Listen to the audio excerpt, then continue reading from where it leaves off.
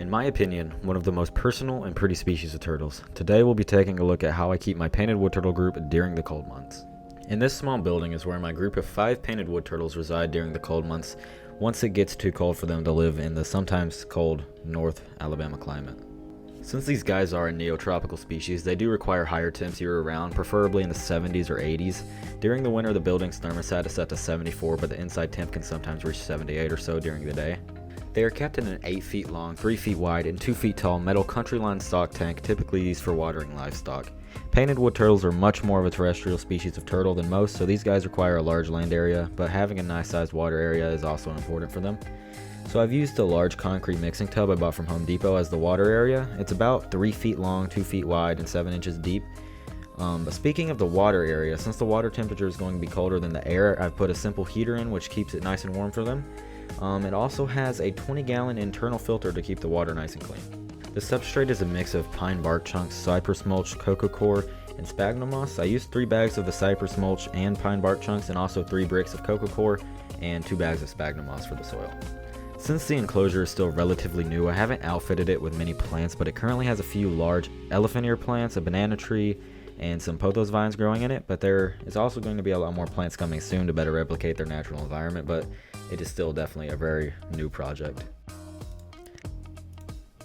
Since this is indoors in a pretty large enclosure, it needs some artificial light, so I have a 4-foot long light fixture suspended above the tank which holds 2 basic LED lights to supply a nice amount of light for it.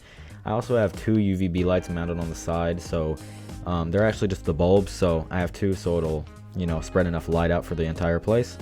So I actually know practically nothing about lighting and anything to do with electricity like whatsoever.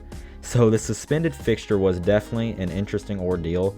Its original purpose was to hold a 4-foot long Arcadia bulb to supply UVB to the entire enclosure, but I didn't realize that the bulb wouldn't work with this fixture, so I kind of blew the bulb when I put it in. Very smart decision, I know, but for now the current light setup works well. As you can see here, 2 of them are devouring some watermelon I placed in there for them shortly before turning the camera on. But these guys may hunker down a lot from time to time, but as soon as you put food anywhere near them, they will go crazy and appear from every crack and corner and crevice imaginable. But they'll also beg for food like crazy once they find out it comes from you. I'll be making an update video on this enclosure in a few months once it's changed a good bit. I have a lot of plans to do for it, like adding more plants, an automatic fogging system, and making it bioactive. So lots of plans for the future for this, but thank you for coming in and watching this video on my channel. It's one of the first videos I put out, and I'm pretty proud of the way it came out. I used my brand new camera recording it, my new Canon T6.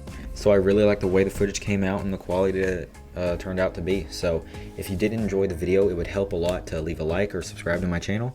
And thank you for watching. I'll see you guys in the next video. Have a great rest of your day, and peace out.